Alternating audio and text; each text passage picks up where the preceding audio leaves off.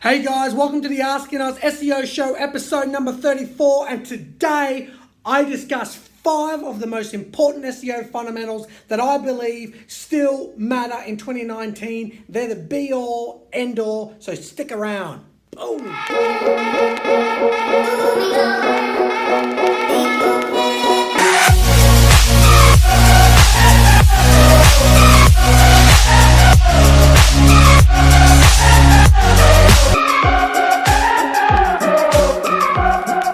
So number 1 today, I put on the list as the most important SEO factor, and this is probably going to get a little bit of scrutiny in the SEO world, and that is RankBrain.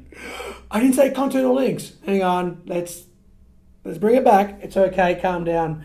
The reason that I put RankBrain as the most important factor for 2019 is I think we all know that content and links is obviously one of the biggest and probably most superior overall together when you mix them together. The reason I put RankBrain number 1 is because I want people to start thinking in terms of user experience. I want people to start thinking about, what is Google, what direction is Google going?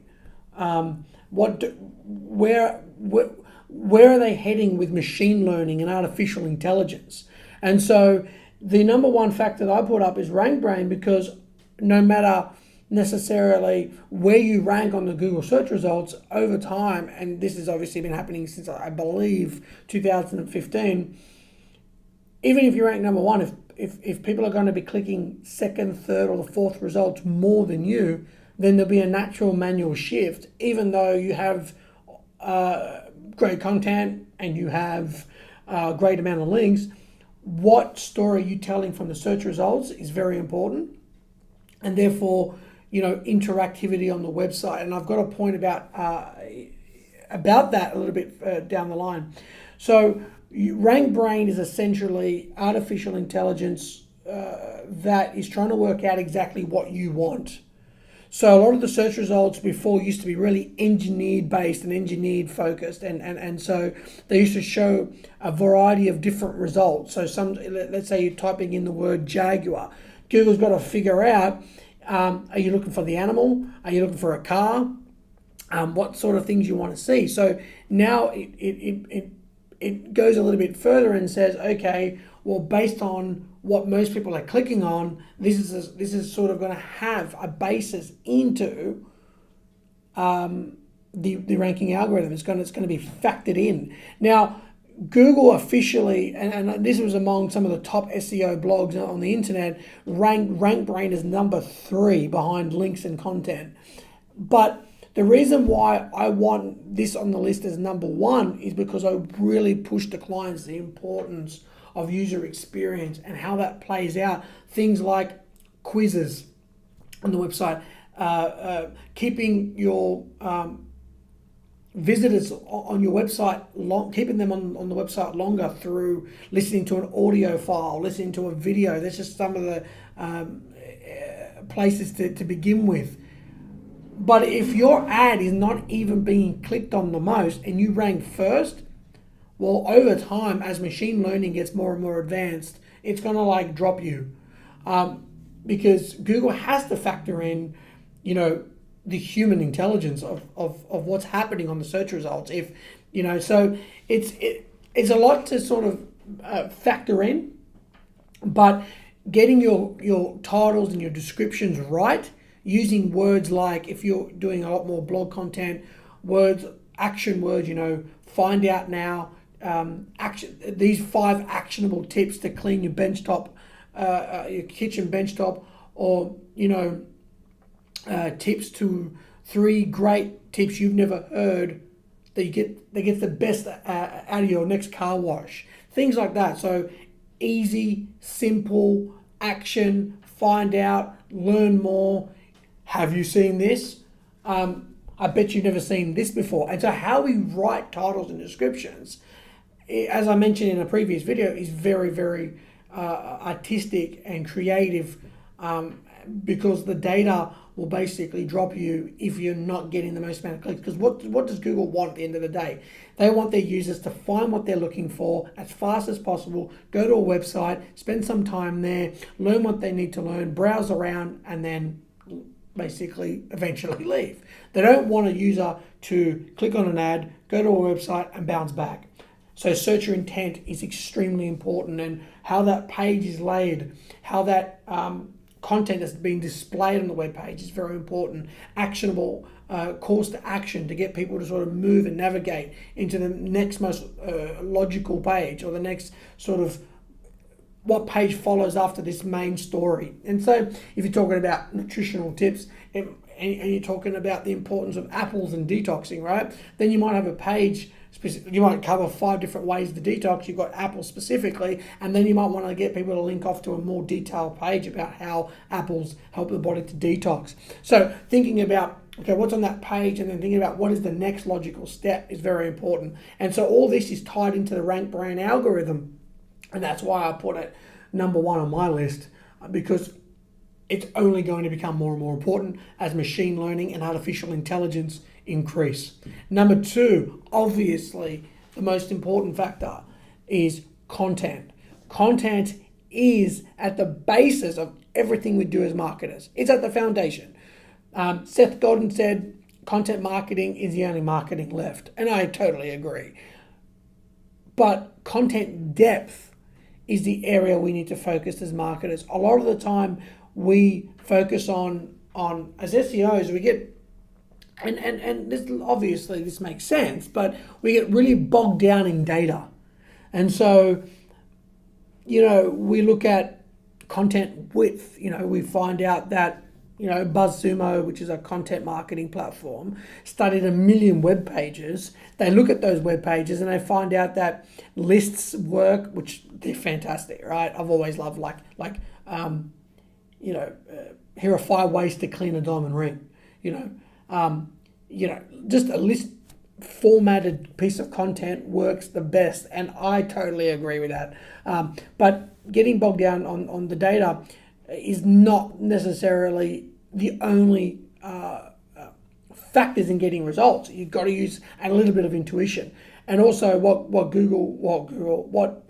according to BuzzSumo, what people like and what Google likes, because users like, is long written form content. That seems to perform a lot better than short, thin content. So, building articles of 3, 4, 5,000 words. And when I tell that to clients, they're freaking out.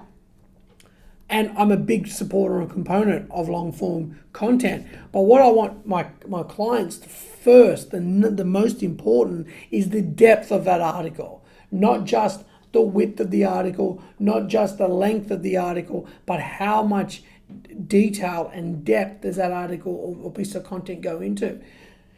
And depth is a very tricky thing to measure. So for example, my client put up a piece of content where we were drawing how a ring gets made. And the actual production of that piece of content wasn't necessarily, Steven Spielberg, but how detailed we went into that 3 minutes. So the length of the piece of content isn't very long at all. And obviously, when they talk about long form, they're mainly specifically talking about width of text-based content. But you can factor that into, how this applies in the text, but how this would apply in the text-based world, but in the written word. But it was only 2 minutes and 48 seconds, and people loved it. People are watching the whole thing and they're engaging with it. So the amount of detail that our jeweler went into was sort of like a fast motion. She's on a piece of paper drawing this ring. So starting off, just black and white, then introducing color and the music and how the quality of the video, and from the sense of the actual what he included into the scenes, because obviously you probably got like 50 probably 45 to an hour worth of footage, and you've got to condense that down to 2 minutes and 50 seconds. You're leaving a lot out. So what you include in is very, very important. So content depth and making sure that you're not just speaking for the sake of speaking, you're not talking for the sake of talking, you're not writing for the sake of writing, but you deliver value in a deep way, because there's so much content on the web that we just don't need more content of the same thing. We need your perspective. Number 3, links. No brainer. Now, the thing about links, and I'm not going to go into it too much because this is 10 videos in their own right, at least. Links is like, from a Google search perspective, the majority of their algorithm. So you think, why wasn't this number 1? Because I want people to think about it in a broader sense of what's going to deliver the most amount of value. And long term, you'll get links on your own naturally once you have the right user experience, the right content, and all the other business fundamentals that go into building a business, like customer service, logistics, and all the rest of it. But that's a different conversation. Links, most important from the point of view of a Google search algorithm. But how do you get links? Now, what I've seen over the last 10 years, getting links has been very, very difficult. Like, let's say when I started in 2007, getting links wasn't that difficult, in the sense people didn't really understand the how that tied into Google. And so they were a lot easier to come by. There was a lot of tricks. Google's algorithms weren't advanced yet, so you could do a lot of manipulative tricks. But where I want clients to think about links is once you produce a great piece of content, how do you get that out there and promoted? It's a lot of the time, SEOs will just tell clients to create content, we'll create the best possible content, and that's fantastic. But then there's a promotional outreach component of that as well. So the way in which I broke content down is obviously the research phase, the implementation phase, and the promotion phase. Promotion phase has to do with going out and being smart in who you contact. For example, let's say you're writing an article about the top, let's say you've got the 2019 version of the top 5 gaming laptops. This is a great example. Top 5 gaming laptops for 2019. You're going out to IT-based bloggers and influencers and saying, look, you on your current webpage, or whoever, anyway, like, it doesn't really matter. Obviously, the more bigger the magazine is going to be harder to get into. But let's say you find, a similar article talking about the 2015 top 5 pieces, top 5 gaming machines, in that year. Then it doesn't make sense in 2019 for you to be seeing that content anymore.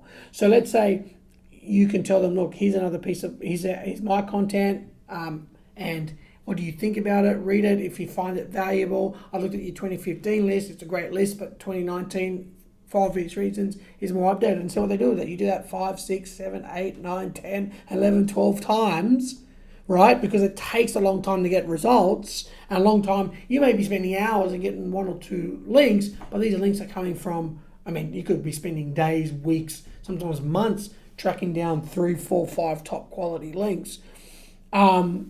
But you must put the value that you're bringing first. So the value of that content is number 1. Then you're getting a link through your authorship, or maybe a link within that content that makes sense to go back to another article or another image or on your website or whatever.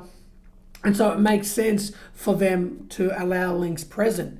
That's one way. Also, that's obviously guest posting. But they may even say, all right, well, we're going to leave the 2015. We might bring up the 2019 and use your content.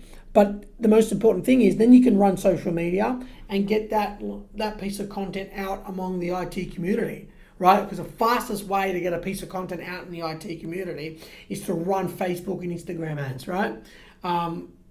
Run Snapchat ads, try Snapchat, try Twitter ads. Twitter for IT, huge, right? So run the ads where it makes sense and where your budget allows, but try to keep a wider spectrum and see. And then start, going on Twitter and saying, I wrote this list about the top 5 gaming laptops. Maybe you would want to contact the company. Let's say you mentioned a Gigabyte, right? You might want to message Gigabyte and say, I mentioned you on the list, or, I mentioned MSI, or I mentioned Lenovo, or whoever, right? Whatever. You get the point. People that you mention, you go out and you tweet them and you contact them and say, look, I mentioned you in this article. And so they'll be more like, well, I mentioned your product in the article. And if you've got a lot of social shares because the content is great, they're going to want to link to you because the article is popular. And so they're going to want to only link to you as a way to sort of give non-biased information to their users, which is very important. But remember, value first, links second. Even though links are the biggest part of the algorithm, but how you focus on them as a business is third, in my opinion, because they should be a response, or they should be a reaction to building a great user experience, having a great product or service, building great in-depth content regularly, persistently, and over time. And therefore the links, and even though you're doing your own outreach and your own social media outreach and your own emailing and building relationships with influencers and other bloggers, you want an essence of your link building to be automatic, to be sort of happening on the fly. People know who you are, people engage with you, and want to therefore link to you. Number 4, page speed and mobile optimization. Very important. Page speed and mobile optimization is hugely still important. I don't need to go into it too much. Websites need to be fast, but mobile user experience is going to be hugely important going forward. Like it was important last year, it's only ridiculous now in terms of how important how your websites should work on mobiles. Not just the design of them, the user experience of them. For example, we put a live chat on a client's website. It looked great on the desktop. It did not look and function well on mobile. And the majority of our traffic is mobile, so we need a new solution. How does a website, how does people engage and interact with your website when they watch videos, the design, the overall experience work on mobile? Because a lot of people think about user experience from just looking at it from an iPad, and I've got an iPad Pro, so I can more or less see the full desktop version when I've got it in a landscape orientation. And so, you don't always think about it in terms of how websites work mobile. Google is a mobile first indexed, which means they're always favoring the mobile versions and how they function as your primary version of the website you're being displayed. And so your emphasis should go where user behavior is going, and where user behavior is not just going, but where it is right now, and that's on mobile. And so the websites have to look and function and be very quick for your mobile. Number 5, engagement. Now, I talked about a lot about engagement in the social aspect. What is great engagement in terms of SEO? Well, obviously, if you're writing a lot of content and you're creating a lot of content through your website, you want to encourage blog comments. And you say, is that a ranking factor? Absolutely. It might not be the biggest ranking factor in the world, but think about how important it is for people to sort of engage with your brand. They type in brand searches on Google, which is factored up. You want people to search for your brand more and more and more on Google, because obviously that will be tied into the algorithm. You want people to submit stories about their experiences. So if you've got happy customers, maybe you want them to be able to submit a story, or you podcast and you interview, and you want them to have an article and submit their story and then publish it. My client and I, we did proposal stories, and we go out and we ask customers and non-customers about their experiences, and so they're providing us with their content. They're more likely to share it around because it's their content, so that content is being naturally engaged with. And so think of quizzes, getting people to sort of engage with the website, click more pages, increase, because one of the biggest parts of SEO is pages per session. So Google wants to see not only are you spending a long time on the website, or more than 2 minutes, 3 minutes, whatever, but you're browsing multiple pages. And so, quizzes where you're clicking through different pages helps that. You want to think of a way, look, most brands don't want to be seen as a gaming, their website to be gaming, but it needs to be interactive. And interactive for me is just another way to engage. What experience did you give? Obviously, I mentioned user experience being one of the top factors. User experience comes back to how do I interact? What was my relationship with the website when I came in, when I left? What did I do in the middle? And so, ensuring that you provide more ways to contribute to the platform or interact with the platform. Maybe if you're Nike, you want to build your own shoe, and then share that online, or thinking of new, creative, innovative ways to make people want to engage and spend more time on the website, not just making it just some out there, just a standard brochure site. That's all I want to do, which is great for startups. But when you start dealing with medium, large businesses in competitive industries, you must get more creative in how you interact and engage with your audience. So thanks a lot, guys. If you got any questions, please let me know. If you found this video interesting, please subscribe. We really appreciate it. And I look forward to speaking to you in the next video.